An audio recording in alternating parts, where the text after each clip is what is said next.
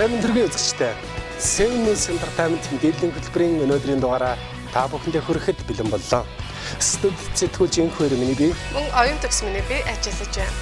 Манай мэдээллийн хөтөлбөр уламжлалсараа Seven Hub болонгаар эхлэх болно.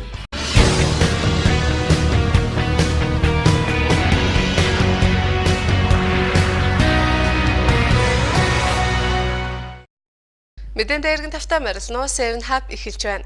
Өнөөдрийн хабын эхний мэдээллээр үзэгчид та бүхэн Холливуудын нэр жижигчин Scarlett Johansson-ы шинэ найз залуутай танилцсан уу?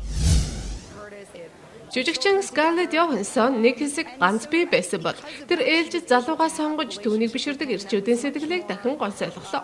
Энэ удаад Scarlett-ийн сэтгэл нийцсэн азтай залуу нь Romain Dauric гэх Франц залуу бөгөөд шинэхэн хосууд хамтаа Beatrice-ийн гих газар хооллож байсныг гэрчүүд мэдээлжээ. Scarlett-ийн хувьд өнгөрсөн 10 сарын хүртэл олон танил бус бизнесмен Ned Naylor гэх залуутай болцож байсан бол энэ удаад түүний хийсэн сонголт нь игэлжирийн олонний танил бус залуу юм байна.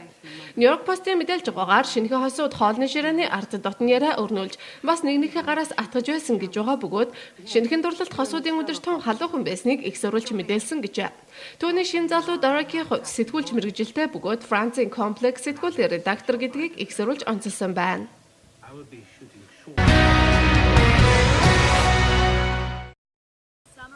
Country дуучин Taylor Swift Kennedy-гийн хүүтэй болцож байгаа тухай мэдээллийг бид өмнө нь хүргэж байсан мэлээ. Хэдийгээр тэд өөрсдийн харилцаагаа найзууд хэмээхүүгээр халахалсаар байдаг боловч тэдний ойрын сурвалжийн мэдээлж байгаагаар тэд одоо хүртэл болцсоор байгаа гэсэн байна. Taylor Swift өөрөөсөө дүү сурагч төдийгүй язгууртай айлын хүүтэй нэр холбогдсон нь түүнд маш их хил амыг дагуулад байсан бөгөөд Taylor-ыг Connor Kennedy-г сургуулиас нь гаргаж үдирслэгт уруу татсан гэж шар хэвлэлүүд мэдээлж байсан бол Connor одоо хичээл сурлагатаа анхаарч сайн сурч байгаа гин. Мөн хосуудыг Conor-ын гэр бүлийнхний салахыг шаардсан гэсэн ч залуу хост нууцаар уулзаар хэвээрээ байгаа. Удахгүй сургуулийн амралт эхлэхээр хамтдаа цагийг өнгөрүүлэхээр төлөвлөж байгаа гэж тэдний ойрын их сурвалж нь хэвлэлд мэдээлжээ. Өнгөрсөн 7 хоногт бид үзэгчид та бүхэнд мэдээлж байсанчлан Холливуудын сахилгагүй охин Lindsay Lohan-ы аав Michael Lohan 17 жилийн дараа нууц охинтойгоо уулзлаа гэсэн мэдээллийг хүргэж байсан бол энэ удаад Lindsay Lohan нууц дүүтэйгээ уулзах уу гэсэн мэдээллээр Hub үргэлжилж байна. Жижигчин Lindsay Lohan өдгөө 17 настай эмэгтэй дүүтэй гэдэг нь нэг нь тогтоогдсон билээ. Тэгвэл одоо хүн бүхэнд аавынх нь нууц хүүхдэд Lindsay хэрхэн хандаж байгаа бол гэсэн асуулттай сонирхолтой байгаа болов. Тэгвэл экстрүүлжийн мэдээлж байгаагаар Lindsay үүнд огт ач холбогдол өгөхгүй байгаа гэх бөгөөд энэ нь түүний амьдралд онцгой өөрчлөлт өгөхгүй байгаа гэжээ. Эцэг тогтоох шинжилгээгээр 17 настай Ashley охины аав гэдэг нь тогтоогдсон ноён Michael Lohan сайхан Huffington Post-д өгсөн ярилцлагада надад хүмүүсийн юу бодож байгаа нь хамаагүй гэсэн бол түүний одоо охин Lindsay ч мөн тийм байгаа бололтой. Lindsay босын явдлыг нэг их тоохгүй байгаа. Lindsay одоо ч аавтайгаа харилцаа муу байгаагийн дээр шин дүүтэйгээ уулзахыг огт хүсэхгүй байгаа. Энэ явдлаас болж Lindsay болон түүний ээж Dina Lohan хоёр түүнийг уучлахгүй гэдэг нь лавтай хэмээн их сурвалж тус хэвлэлд өгүүлжээ. Michael Lohan одоо найз бүсгүй Kate Majortойгоо хуримлах гэж байгаа бөгөөд хосууд тунгадахгүй анхныхаа хүүхдийг үлгээдэн авах гэж байгаа билээ. Энэ явдалч мөн Lindsay Dina хоёрын хувьд сенсац үүсгэх асуудал биш байсан шиг Michael-ийн нууц охины тухайд тэд огт оошохгүй байгаа гэсэн байна. Michael Lohan Dina нар 1985 оны 11 сард хуримлаж байсан бөгөөд хосууд 1986 онд Lindsay Lohan-ыг төрүүлж улмаар Ali Michael Dakora гэдэг 4 хүүхэдтэй болсон билээ. Түүний экс гэргийн Dina-гийн хувьд Michael-аас салах өргөдлөө 2005 онд гаргаж байсан ч шүүх тэдний энэ харилцааг 2 жилийн дараа буюу 2007 онд дуусгар болгож байжээ.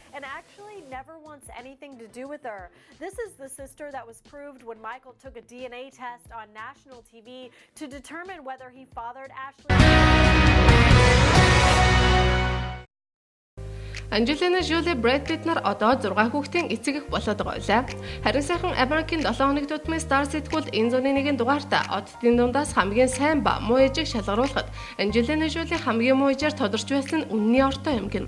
Учир нь тэдний хүүхдүүд олон нийтийн газар бие зөв авч явж чаддаггүй бөгөөд гэр бүл хамтдаа пицца идэхээр зоогийн газарт оржээ. Харин энэ хоёр Jolie Pitt хоёрын сахилгагүй хүүхдүүд ширээн дээгүүр гүйлдэж тавилгыг нь эвдээ зогсохгүй нэг рүүгээ хоолоо цацаж чулуутсан байна. Гэвч хамгийн гол нь тэдний хүүхдүүд зоогийн газрыг нураах шахам өмөл чирэн дагуур мүлхэлдээр шуугаж байхад Brad Jolie хоёр юу ч болоогүй мэт ярилцаад сууж байсан гин. Ямар ч тач тэдний гэр бүл энд эдсэн хоолтынхоо мөнгийг өгсөн ч эвдэлсэн юмсынхаа мөнгийг төлсөн эсэх нь харин тодорхойгүй байна.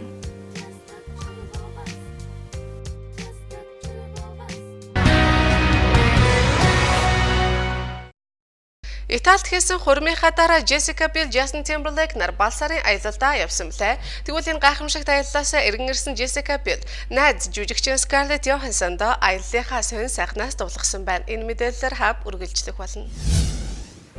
Hitchcock гэх шинэ кинонд хамтран тоглосон Холливуудын алдар жүжигчин Jessica Biel, Scarlett Johansson хоёр Jessica Justin хоёрын бал сарын аяллаа тухай саяхан Нью-Йоркод болсон тус киноны нээлтийн улаан хэвсний ёслолын үеэр ярилцжээ. Энэ үеэр Us Weekly-ийн сэтгүүлч тэдний яриаг сонсож чадсан бөгөөд одуудын хувийн ярианаас сэтгүүлдээ нийтэлсэн нь өвдгөө бидний хүртэл болж байна. Сэтгүүлийн мэдээлж байгаагаар Scarlett түүнээс Италид хийсэн хурмынхаа дараа явсан сонирхолтой бал сарын аяллахын тухай асууж, бал сарын аялал чинь ямар шоухан байв да хэмээхэд Jessica түүнд энэ яг л ичидэмэд байсан гэж гайхуулжээ. Яг л Диочин шиг миний амьдралдаа үзсэн хамгийн үзэсгэлэнтэй сайхан газар байсан. Хизээч мартагдахааргүй үдэш бас ер бусын зүйлээр дүүрэн байсан хэмээн хамтран ажиллагч Scarlett-та үргэлжлүүлэн хэлсэн байна. Өдгөө 31 настай Jessica Biel нөхөр жүжигчин дуучин Justin Timberlake-ийн хамтаар Танзанийн зорин зэрлэг онгон байгаль басараа тэмдэглэсэн бөгөөд одоо энэ аяллаасаа эргэн ирээд байгаа юм байна. Ташрамдуулахад Scarlett Johansson өмнө нь Jessica-гийн нөхөр Justin Timberlake-тэй хайр дурлалын харилцаатай байсан бөгөөд Jessica нөхрийнхөө экс-найз бүсгүйд басарын аяллаа гайхуулан ярьсан бүсгүйчүүдийн ярианаас Us Weekly инхүү сонирхоллоо.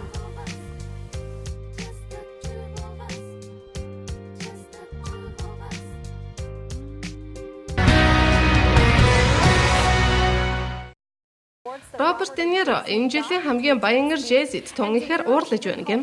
Учир нь Jay-Z Роберт Де Ниро Tribeca кино наадам зориулан дуу хийж өгөхөөр амласан байсан боловч амлсандаа хүрээгүйгээр зогсохгүй утсаа авахгүй алга болсон байна.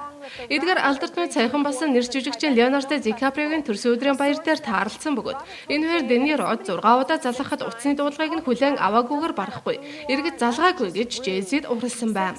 Хэдийгээр Jay-Z түүнээс уучлал гуйсан боловч Де Ниро түүний үгийг сонсохыг ч хүсээгүйгээр барахгүй Jay-Z-ийг бүдүүлэх хэмээн загнаж өөрийг нь огт хүндлээгүй дорд үтсэн хэрэг болсон хэмээжээ. Jay-Z-ийн хувьд гар утсаа тэмж анхаардаггүй хайн хамтдаг хэмээн хэлсэн ч Де Ниро ойшоогоогүй бөгөөд дуучин Beyoncé ч мөн давхар уучлал гуйгаад дийлээгүй гэн.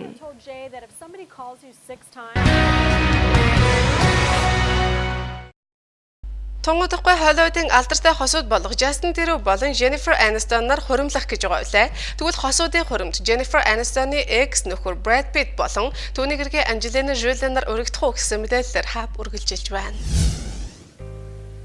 Justin Timberlake, Jennifer Aniston хоёр сүй тавиад баггүй хугацаа өнгөрлөө. Хурмын бэлтгэлдээ ороод байгаа хосууд одоо харин хурмандаа хүрэлцэн эрэх зочдын нэрсийг гаргаж байна гэн. Тэдний хуримд шоу бизнесийн алдартай од найзууд нь ирэх нь тодорхой бөгөөд зочдын нэрсэд Justin сүд бүсгүйхээ хуучин нөхрийг оруулах болов уу гэсэн асуулт үүслээ. Саяхан Британийн Грази сэтгүүл тэдний ойр гэх нэгэн их сурвалж ийм тухай сонирхолтой ярилцлага өгсөн бөгөөд юун түрүүнд Justin Jennifer хоёр хязгааргүй их ас жаргалтай байгаа гэдгийг дурдсан байна. Тэд энэ баярынхаа өдөр ямар ч муу зүйлийг мэдрэхийг хүсэхгүй байгаа. Justin сүд бүсгүйгээ Brad Pitt-тэй гэрлэж байсан гэдгийг мэднэ. Гэхдээ тэдний хуучин харилцаа хосуудад нөлөөлөхгүй болсон учраас Justin Brady-г хурмандаа урьж байгаа. Энэ нь түүний гэргээ Angelina Jolie ч мөн хамт урагдж байгаа гэсэн үг юм. Хэдийгээр сүд бүсгүйтэй өмнө нь гэрлэж байсан ч гэлээ Justin Brady-г хүндэлдэг. Бас ажил хэргийн муугүй найзад учир тэдний хурмандаа урахаар болсон гэсэн байна. Гэхдээ Jennifer-ийн хувьд бол өөрийнхөө хурманд хуучин нөхөр нь ирнэ гэдгийг мэдэхгүй л байгаа. Гэхдээ Justin үүнийг Jennifer-т муугаар нөлөөлнө гэж бодохгүй байгаа хэмээн их сурвалж өргөжлүүлэн ярьжээ. Холливуудын алдартай хуучин хосууд Jennifer Aniston, Brad Pitt хоёр 2000 онд хууль ёсны гэр бүл болж байсан бөгөөд хосууд 5 жилийн дараа буюу 2005 онд салж байсан билээ. Үүнээс хойш тус тусын замаг хүйсэн хуучин хосууд одоо хоёул хуримлах гэж байгаа бөгөөд ямар ч тач эхлээ Jennifer Justin хоёрын хурим болж тэдний хуримд хуучин нөхөр нь шинэ гэргийнхээ хамтаар ирэх магадлалтай болоод байгаа юм байна.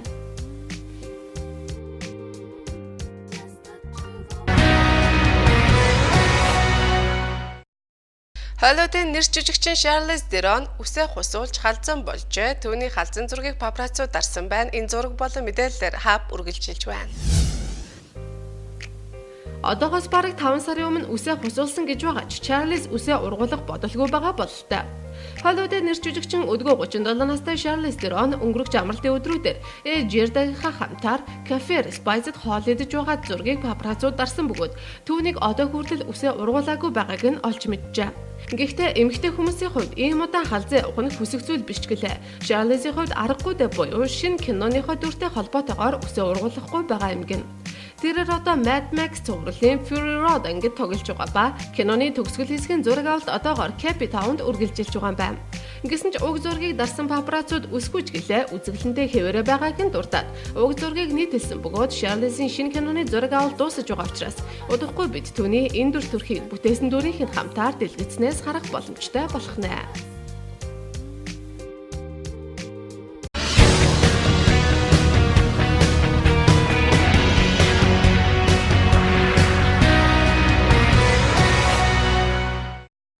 Өнөөдрийн 7 Hub болонгийн мэдээллүүдийг та бүхэн түргэлээ. Манай хөтөлбөр 7 Cent булангаар үргэлжилнэ.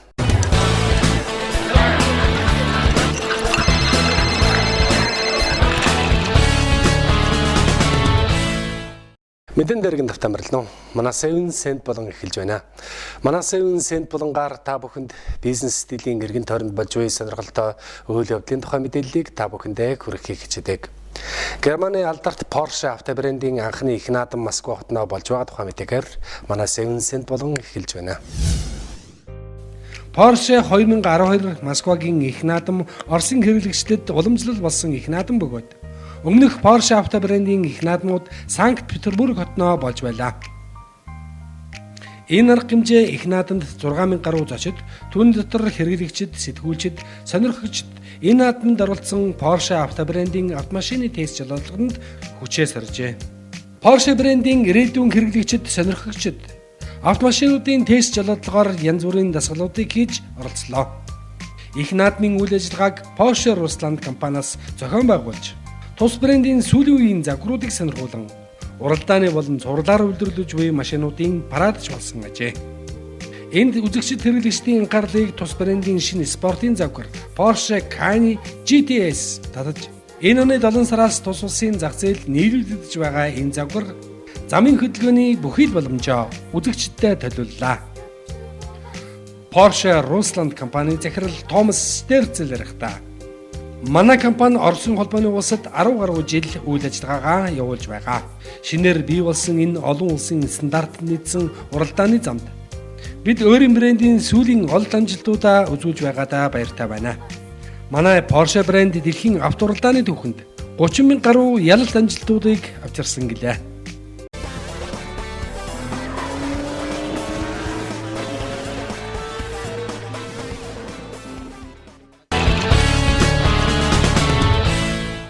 Энэ харандааны үзүүр дээр байгаа өчүүхэн баримлыг могоо зааныг дийлсэн нэртэй ажээ. Энэ жижиг баримлыг Францын 50 гаралтай жижиг уран баримлын мастер Чен гихч бүтээжээ. Мастер энэ бүтээлийг хийх санаагаа Антон Романы бяцхан ханхүү арманаас авсан болон эх шинжили бэлгийн тооллоор могоо жилд зориулан бүтээжээ. Францын нэгэн ийм үлгэр байдаг юм. Нэгэн бяцхан ханхүү бүрхээр малгай зуржээ. Харин томчууд түүнийг нь буруу ойлгосноос биш. Уг нь бяцхан ханхүү зааныг идэж буй могоо дүрсэлсэн ажээ. Би энэ санааг гаргах гэсэн юм а. Харандааны үзүүр дээрх зааныг идэж байгаа могоог алтны хилтерхийгээр хийсэн бөгөөд ердөө 5 мм-ийн хэмжээтэй. Харин заан нь бол бүр жижиг ердөө 1 мм ажээ. Энгийн нүдээр харах боломжгүй энэ бүтээлээ мастер 6 удаа хийж 7 дахь дээрээ ийм амжилтанд хүрчээ. Ийхүү 6 сарын хөдөлмөрийн үр дүнд бий болсон энэ зохиомжийн тухай ярихдаа алтан могоо бол эх жилийн бэлэгдэл. Түүнийг алтаар өнгөх хэцүү байсан ч гялалдсан могоо бүтээж чадсан нь эх жилийг зөгнөж байгаа болов хэмээн бодож бэлэгшээж байгаа. Мастер Чен жижиг баримлын төрлөөр бараг 30 гаруй жил урлаж байгаа бөгөөд анх амралтын үеэр хийдэг хобби төдийл байжээ.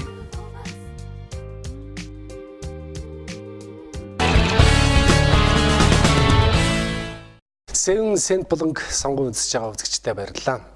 Майя нарын эртний соёл иргэншлийн хотыг Мексик улсад сэргэн босгож байгаа тухай мэдээгээр манай 7 Cent булан үргэлжилж байна. Мексикийн археологчид Майя нарын эртний соёл иргэншлийн бэлэгдэл болох Сапанчи хотыг сэргэн олон нийтэд үзүүлж байна. Хойд Америкийн хамгийн эртний соёл иргэншлийн төв байсан энэ хотын төр олон нууцыг өөртөө агуулж 2000 жилийн түүхтэй энэ хотыг манай эртний өмнөх 1000 оны үед үд ойлгох шалтгаанаар хотын оршин суугчид уг Сапанчи хотыг орхин оджээ. Одоо энд үзэгчид тус хотын ханын зургуудыг сонирхон газар дорх оршуулгын өрөө тавхиудаар орж үзэх боломжтой ажээ. Эдгээр ханын зургууд нь тэр үеийн Майя нарын засаг захиргааны удирдлагын онцлогийг өгүүлэх болон дотоод танхимуудад олон үеийн Майя нарын дээд удирдлагын бунган ширлүүдийг ч сонирхож болох ажээ. Сапанчи хот нь олон талаасаа гүн ширэн ойгоор хүрээлэгдсэн бөгөөд анхны археологчдын ухалтыг 2008 онд эхэлжээ. Хамгийн хүнд ажил бол эдгээр чулуун барилгуудыг олж сэргээх ажил байлаа. Эдгээр олон гудамжин нарийн өргөн гэд олон янзын төсөл зургаар хийгдсэн. Одоогийн энэ улдур Сабанчи хот нь эртний Майя нарын соёл иргэншлийн төв болж хөгжлийн эд оргил үедээ ийхүү урагдсануудыг одоо болтол тайлаагүй байна. Москва хотноо номын аялал буюу бук кроссинг үйл ажиллагаа явагдаж байна. Энэ нь номыг уншигчдад ортуулах маш чухал арга хэмжээ бөгөөд ном уншигч хоёр бие биенээ олох уулзалт гэж бас нэрлэдэг. Уншигчид ховордсон энэ үед номыг хотын гудамж, хүн олон цугларсан кафе, ресторан, вокзал гээд олон газраар аялуулж, үн төлбөргүй уншуулах энэ арга нь Америкаас гаралтай бөгөөд уншигчид зохиолчдож энэ арга хэмжээнд идэвхтэй оролцож байна. Хүмүүсийг ном уншуулах зорилготой энэ аяны хүрээнд олон сонирхолтой арга хэмжээ болдгийг нэг нь тухайн номыг хэн хизээ уншснаа болон интернетээр уншсан номынхаа сэтгэлдээ бусдад уулзахыг хүсдэг ба энэ нь ч сайн сурталчилгаа болж өгдөг ажээ. Райсе кафед орж ай кофе ун амрах зураа уншсан номынхаа тухай ярихдаа энэ арга хэмжээ их сайхан санагдлаа. Надад ч гэсэн уншчихсан олон номууд бий. Энэ номуудаа энэ залуус дөгөн бусдад хүргэж болохыг ч мэдлээ. Энэ арга хэмжээг зохион байгуулагчид авшива номуудаа төрөлжүүлэн тусгай тавир дээр урж тухайн газар торхин дараагийн газар руу зорно. Тодорхой хугацааны дараа эргэн ирж номуудаа авч улмаар баяжуулах их мэтэр энэ номын аялал бук кроссинг үргэлжлэх юм аа.